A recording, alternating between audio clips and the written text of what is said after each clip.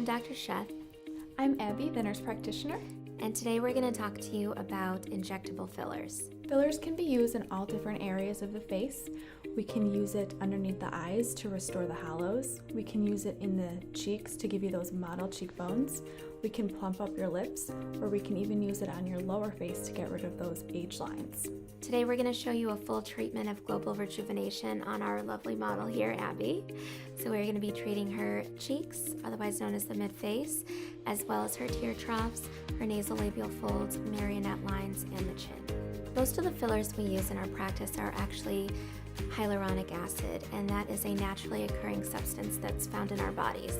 It attracts water and it restores volume by plumping the skin.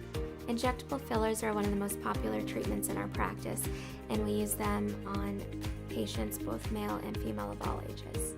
Fillers restore volume to the face.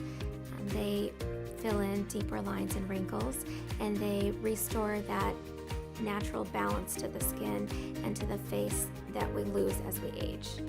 Over time, bone and fat absorption causes loss of skin volume and texture.